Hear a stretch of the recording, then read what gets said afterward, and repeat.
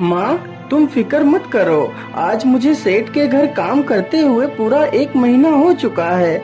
आज मुझे सेठ पैसे दे देगा तो मैं जल्दी से आपकी सारी दवाइयाँ लेकर आ जाऊंगा।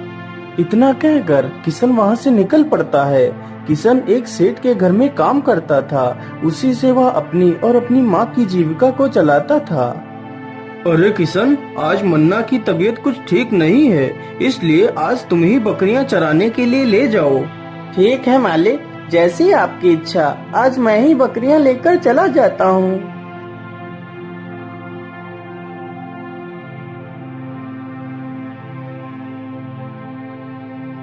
किशन सारी बकरियों को लेकर जंगल की तरफ निकल पड़ता है।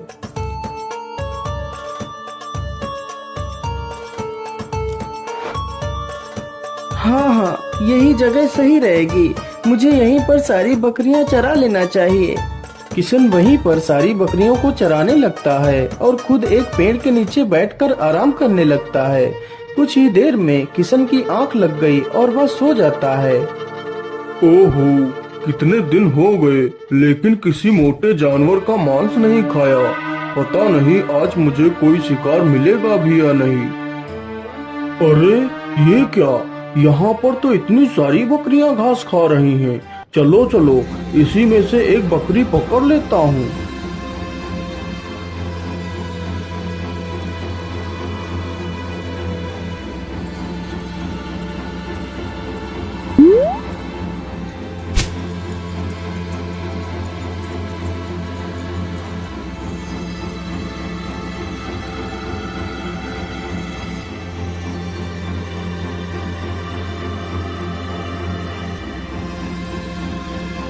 अरे ये क्या, इतना समय हो गया और मैं सोता ही रहा।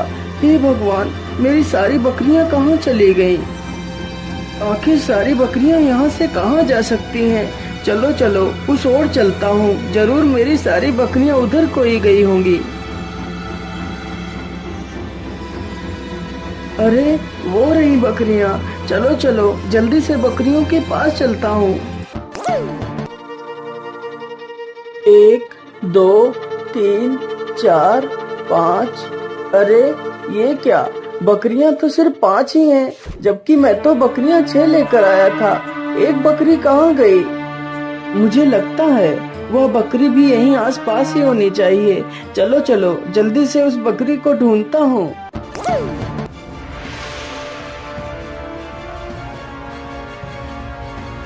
हे भगवान, वह बकरी तो आसपास कहीं नहीं दिखाई दे रही। क्या करूं? यदि बकरी नहीं मिली तो सेठ मुझे मार ही डालेगा। मैं ऐसा करता हूं, सारी बकरियां घर में जाकर छोड़ आता हूं, फिर उस बकरी को ढूंढता हूं। नहीं तो कहीं ये बकरी भी चली गई तो मैं क्या करूंगा? किशन जल्दी से सारी बकरियों को सेठ के घर ले जाता है। अरे किशन, बकरियां तो सिर्फ 5 ही हैं, एक बकरी कहाँ गई? पता नहीं मालिक, मैं सारी बकरियां चरा रहा था, लेकिन पता नहीं एक बकरी अचानक से कहाँ चली गई। अरे मूर्ख, तेरे रहते हुए बकरी गायब कैसे हो गई? जल्दी से जा और बकरी को ढूंढ कर ला, नहीं तो मैं तुझे नौकरी से निकाल दूंगा और तुझे एक भी पैसा नहीं दूंगा। बेचारा किशन जल्दी से वहाँ से बकरी ढूंढने के लिए निकल पड़ता है।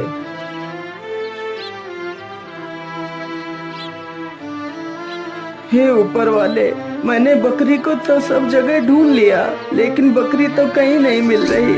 यदि बकरी नहीं मिलेगी तो सेठ मुझे नौकरी से तो निकाल ही देगा और मुझे एक पैसा भी नहीं देगा।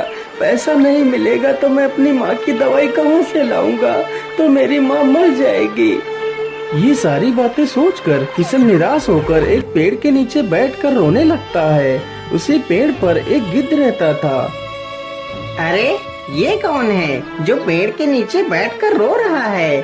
चलो चलो, इससे रोने का कारण पूछता हूँ।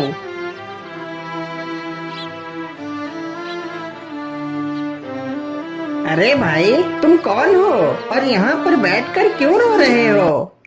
गिद्ध भैया, मेरा नाम किशन है। मैं सेठ करोड़ी मल के यहाँ पर नौकरी करता हूँ। आज मैं जंगल में बकरियां चराने आया था। इस प्रकार किशन पूरी कहानी उस गिद्ध को सुनाता है। किशन की बात सुनकर गिद्ध चौंक जाता है। अरे भाई, मुझे लगता है तुम्हारी बकरी को वह दुष्ट राक्षस उठाकर ले गया होगा। अरे गिद्ध भाई, आप किस राक्षस की बात कर रहे हैं? मुझे तो कुछ नहीं पता है। अरे भाई, यहीं पास की गुफा में ही एक राक्षस रहता है। वह बहुत ही दुष्ट है। उसकी वजह से जंगल के सारे जानवर धीरे धीरे जंगल छोड़कर भाग गए हैं। वह बहुत सारे जानवरों को खा गया है। लेकिन गिद्ध भैया, अब मैं क्या करूं? अपनी बकरी को वापस कैसे लाऊं? इसके लिए तो तुम्हें खुद उस राक्षस के पास जाना होगा। यदि वह राक्षस तुम्हें बकरी लौटा देता है तो बात बन सकती है, लेकिन ऐसा संभव नहीं है। नहीं गिद्धराज, कृपा कर मुझे उसकी गुफा के पास ले चलो। ठीक है भाई, यदि तुम्हारी यही इच्छा है तो चलो मेरे साथ।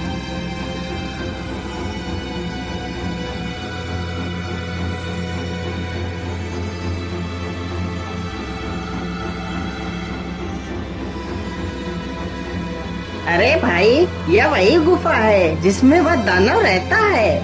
ठीक है गिद्ध भाई, तुम्हारा बहुत बहुत धन्यवाद। अब मैं गुफा के अंदर जाता हूँ। इतना कहकर किशन गुफा के भीतर चला जाता है। यह सब देखकर गिद्ध हैरान था, आखिर उसके साथ क्या होने वाला है। पता नहीं बेचारे के साथ क्या होगा, वह दानव मानेगा या नहीं, लेकिन मुझे उसे अकेला छोड़कर जाने का बिल्कुल भी मन नहीं हो रहा है। चलो चलो गुफा के अंदर चलकर देखता हूँ।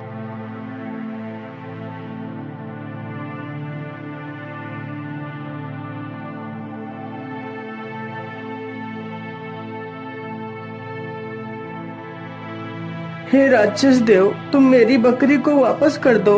इसके बदले तुम मुझे खा लो। यदि तुम इस बकरी को खा लोगे तो मेरा सेठ मुझे पैसे नहीं देगा, और यदि पैसे नहीं मिले तो मैं अपनी बीमार माँ का इलाज नहीं कर पाऊंगा और मेरी माँ मर जाएगी।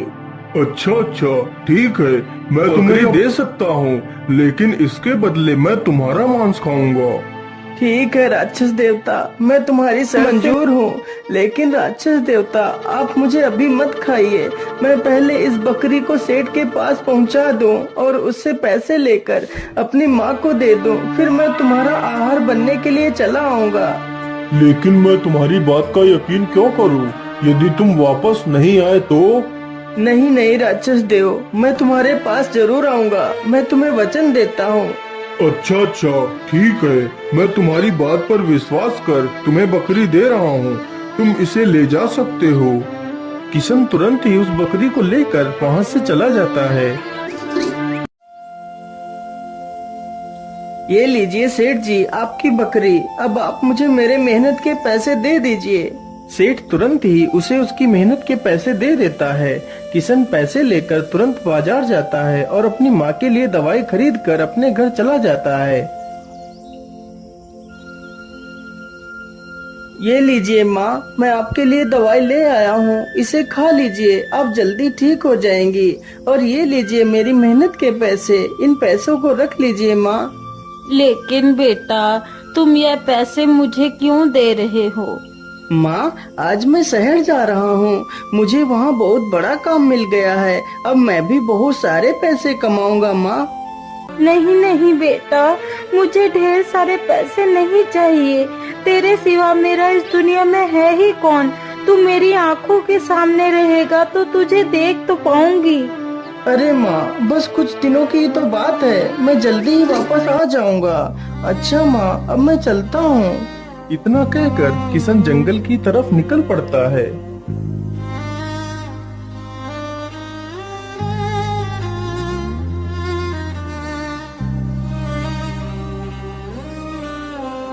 अरे किशन भाई, तुम इधर कहाँ जा रहे हो? अरे गिद्ध भाई, मैं वापस राक्षस के पास जा रहा हूँ। अरे भाई, तुम ये क्या कह रहे हो? तुम राक्षस के पास फिर से जा रहे हो? हाँ गिद्ध भाई, मैं ठीक कह रहा हूँ। मैंने उस राक्षस को लौटने का वचन दिया था, इसलिए मुझे जाना ही होगा। इतना कहकर किशन वहाँ से चल पड़ता है। हे भगवान, इस इंसान को क्या हो गया है? ये जानबूझकर अपनी जान क्यों लेना चाहता है? अरे नहीं, मुझे इसे बचाना ही होगा।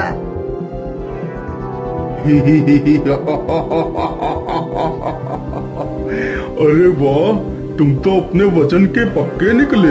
मुझे तो लगा था कि तुम वापस नहीं आओगे, लेकिन तुम तो आ गए। इतना कहकर वह राक्षस उसे मार देता है और उसके मांस को खाने लगता है। हे भगवान, ये क्या हो गया? इस बेचारे ने तो अपनी माँ के लिए अपनी जान दे दी। अरे नहीं नहीं, मुझे ऐसे महान पुत्र के लिए कुछ ना कुछ तो करना ही पड़ेगा। मैं ऐसा करता हूँ, जब यह दानव इसका मांस खाकर इसकी हड्डियाँ फेंक देगा तो मैं इसकी हड्डियाँ उठाकर तपस्वी बाबा के पास ले जाऊंगा। वो जरूर इसे कुछ न कुछ करके जीवित कर देंगे। अरे वाह वाह, आज तो मेरा पेट पूरी तरह भर चुका है। चलो चलो, थोड़ा सा सो लेता हूँ। इतना कहकर राक्षस सो जाता है। गिद्ध तुरंत ही मौका देखकर उसकी सारी हड्डियां कपड़े में रख कर वहाँ से उड़ जाता है।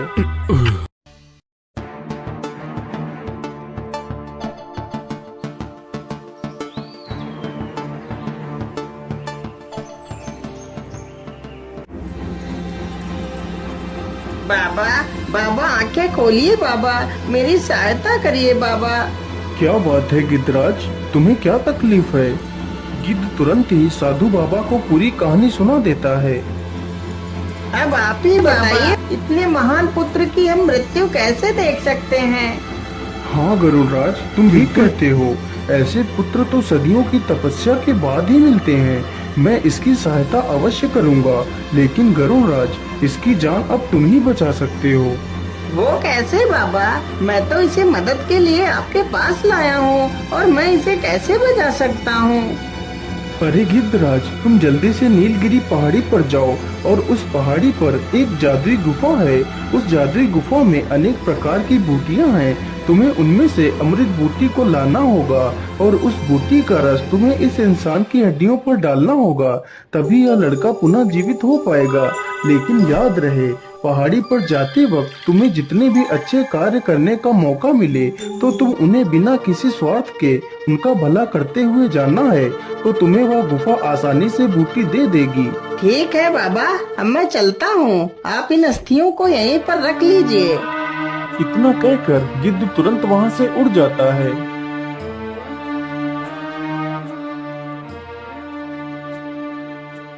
हाय हाय, मैं तो लुट गया। अब मैं क्या खाऊंगा और अपने बच्चों को क्या खिलाऊंगा? अरे ये क्या? ये किसान रो क्यों रहा है? बाबा ने कहा था कि जो भी तुम्हें कोई तकलीफ में दिखे तुम उसकी निस्वार्थ मदद करना। चलो चलो, इससे इसका रोने का कारण पूछते हैं। अरे किसान भैया, तुम्हें क्या हुआ? तुम क्यों रो रहे हो? क्या बताओ गिद्ध भाई, मेरा नाम लल्लन है। मैं जब भी अपने खेत में कोई फसल बोता हूँ तो खेत में मौजूद सारे चूहे अनाज के दानों को खा जाते हैं। मैं बहुत परेशान हूँ। आखिर मैं क्या करूँ? इन चूहों को कैसे भगा? अरे किसान भाई, आप दुखी मत होइए, मैं इन चूहों को मार भगाता हूँ। अरे ओ चूहों, ध्यान से सुनो। मैं गरुड़ राज तुम सारे चूहों को खेत से बाहर आने का आदेश देता हूँ। जल्दी से खेत से बाहर आओ, नहीं तो मैं तुम सबको मार डालूंगा। अरे बाप रे बाप, यह नई मुसीबत कहाँ से आ गई? यदि हम खेत से बाहर नहीं गए तो यह गरुड़ हमें मार डालेगा। इतना कहकर खेत के सारे चूहे गरुड़ के पास जाते हैं। जी महाराज, आपने हमें बुलाया। बोलिए क्या बात है महाराज? हमसे कोई भूल हो गई है क्या महाराज? हाँ, तुम लोगों से बहुत बड़ी भूल हुई है। तुम लोग इस किसान की फसल हर बार नष्ट क्यों कर देते हो? महाराज, यह तो हमारा स्वभाव है। हमें भूख लगती है तो हम लोग अनाज खा लेते हैं। लेकिन यह तो गलत है। तुम लोग तो फसल तैयार भी नहीं होने देते, खेत में बीज डालते ही उसे खा जाते हो। यदि भूख लगती है तो तुम लोगों को थोड़ा सा चल फिर कर अपने लिए भोजन का इंतजाम करना चाहिए, जिससे तुम्हें भी तकलीफ ना हो और तुम्हारी वजह से कोई और भी ना रोए। ठीक है महाराज, हमसे गलती हो गई। आगे से ऐसी कोई गलती नहीं होगी महाराज, हमें क्षमा कर दीजिए। ठीक है, अब तुम लोग वापस अपने बिल में जा सकते हो। सारे चूहे तुरंत ही वहाँ से भागकर अपने बिल में घुस जाते हैं। किसान गरुड़ का धन्यवाद करता है। गरुड़ वहाँ से निकल पड़ता है।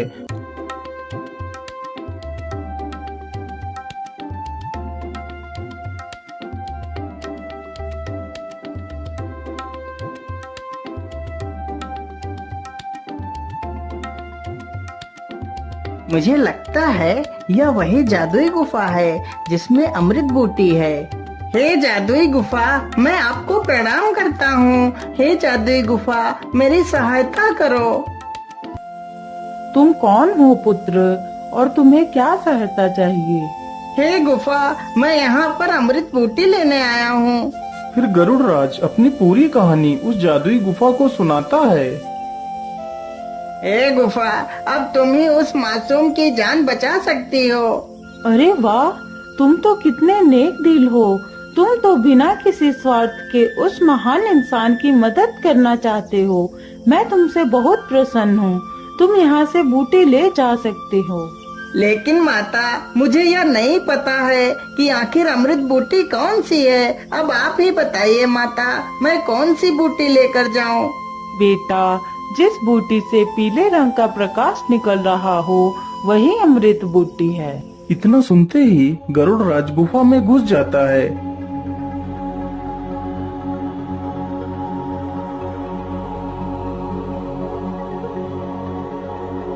अरे बाप रे बाप, यहाँ पर तो कितनी सारी बूटियाँ हैं। पता नहीं अमृत बूटी कहाँ पर है। अरे वो रही अमृत बूटी।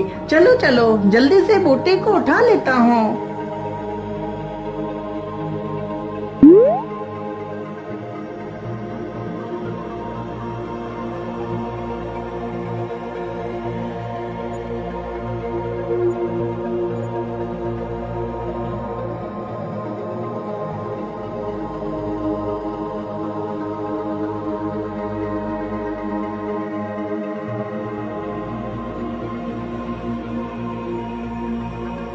ये लीजिए बाबा, मैं अमृत बूटी ले आया हूँ। साधु तुरंत ही उस बूटी को पीसता है और उस बूटी का रस किशन की हड्डियों पर डालता है।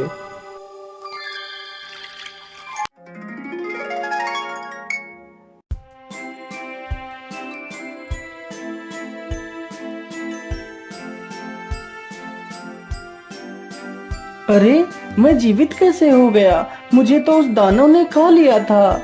फिर वह साधु सारी कहानी किशन को बताता है। यह सुनकर किशन गिद्ध को अपने सीने से लगा लेता है। हे महान आत्मा, तुमने एक पक्षी होकर भी मेरी इतनी सहायता की। मैं तुम्हारा ये एहसान कभी नहीं चुका सकता।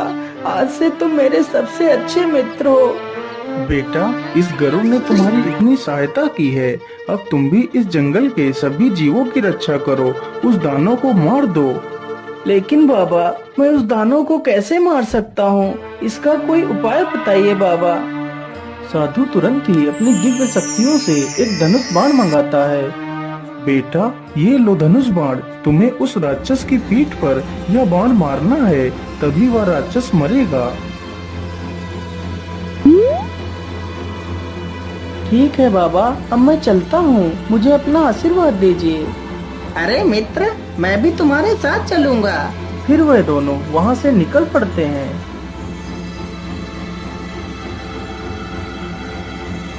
मित्र, पहले मैं जाता हूँ गुफा के अंदर। जब वह राक्षस मुझे खाने के लिए मेरे ऊपर हमला करेगा, तभी तुम मौका देखकर उसकी पीठ में यह बाण मार देना। इस प्रकार वह दानव मौत की नींद सो जाएगा। ठीक है मित्र, जरा ध्यान से जाना। तुम अपना ख्याल भी रखना। गिद्ध तुरंत ही गुफा में घुस जाता है। पीछे से किशन भी गुफा में घुस जाता है।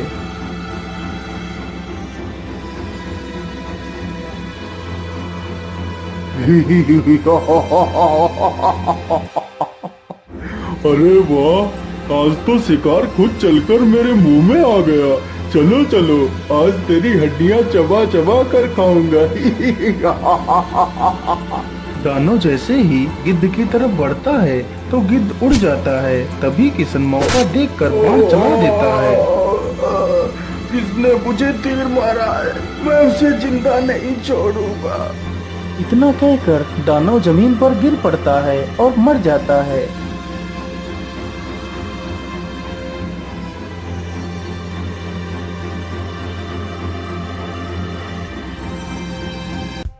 पुत्र, तुम तो बहुत वीर हो। तुमने इस जंगल को नष्ट होने से बचा लिया। मैं तुमसे बहुत प्रसन्न हूँ, इसलिए मैं तुम्हें कुछ देना चाहता हूँ।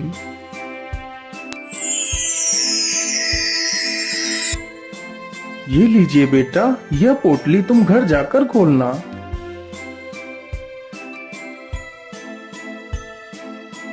ठीक है बाबा, अब मैं चलता हूँ। मेरी माँ मेरे बिना परेशान हो रही होगी।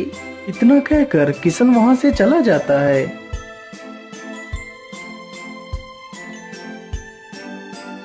माँ, ओ माँ, देखो मैं आ गया। तुम आ गए बेटा। तुम्हारे बिना तो जैसे मेरी जान से निकली जा रही थी। तुम्हें देखकर मेरी जान में जान आ गई।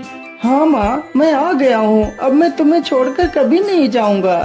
जरा देखता हूँ बाबा ने उस पोटली में क्या दिया था। जैसे ही किशन पोटली खोलकर देखता है तो उसमें सोने की ढेर सारे सिक्के मिलते हैं। यह देखकर किशन बहुत खुश हो जाता है और खुशी खुशी अपनी माँ के साथ रहने लगता है।